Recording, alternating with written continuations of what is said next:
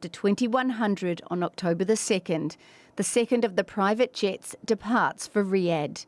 No sign of Khashoggi, and still no sign of his body. Robert Gutsche is a former Washington Post reporter and senior lecturer at Lancaster University. He joins us now via Skype from Lancaster. Robert, good to have you with us. Let's get something out of the way straight away. The credibility of these US media reports, quoting as they are the Washington Post, anonymous sources within the CIA, the timing of them as well, coming out late on a Friday night. Just how credible are they?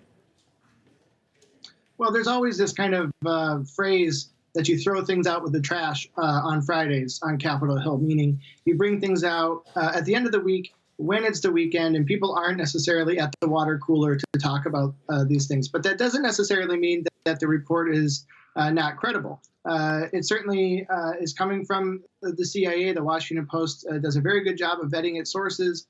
They take it very seriously when they use anonymous sources. But it's coming after the midterm elections, first of all, in the United States, and then coming out on the weekend, certainly does seem to indicate what type of priority this is for the Trump administration. So what happens now? Will President Trump be forced to take more punitive action against the Crown Prince? Well, you know, this story had to come to an end. Excuse me. It had to be completed at some point. And this sort of response from the CIA, it coming out on a weekend, it coming out after the midterm elections, there isn't really anything that's holding Trump to the fire here. There doesn't seem to be, excuse me, a huge uprising in the United States that a journalist from Saudi Arabia and from America has been murdered potentially, and it sure seems by the direction of a head of state elsewhere. This doesn't seem to be a big issue for the American public, but it is quite concerning that the Trump administration has been pushing off any sort of responsibility to those higher levels of authority, and instead saying this was just kind of a business deal gone wrong. So is the president likely, do you think, to dismiss these reports? I mean, he must have been given a briefing by the CIA on its conclusions, right? Well, you know, that's one of the questions is what has he known about this and for how long?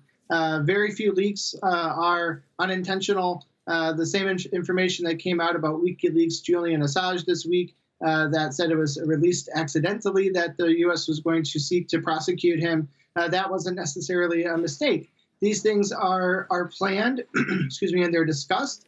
And so the question is, how long has he known these things? Certainly, Donald Trump has had to know what the rest of us know, that there's some suspicious activity going on here, a lot more than he's giving credit to those of us who know that something bad happened. All right. And it was intentional. It wasn't a mistake. It was covered up. You say that there's no one holding the president's feet to the fire right now. What about Congress?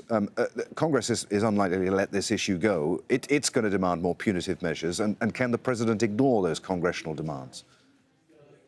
Well, I think that's right. You know, the House now has more control by Democrats, and so those in the House might find this as an opportunity to embarrass or to get at Donald Trump in some ways. And certainly we have seen some sanctions taken by the United States government. So it's not that it's been completely ignored, but certainly as a person living abroad myself and as a journalist and for other journalists across the world, as well as dissidents who are doing things within their human rights to speak out, you know, stopping some sort of fuel supplies and dealing with visas just doesn't seem to be a very hard-lined approach to protecting those who are using the freedoms of the United States, at least, to express themselves and to uphold issues of democracy, even in parts of the world where democracy may not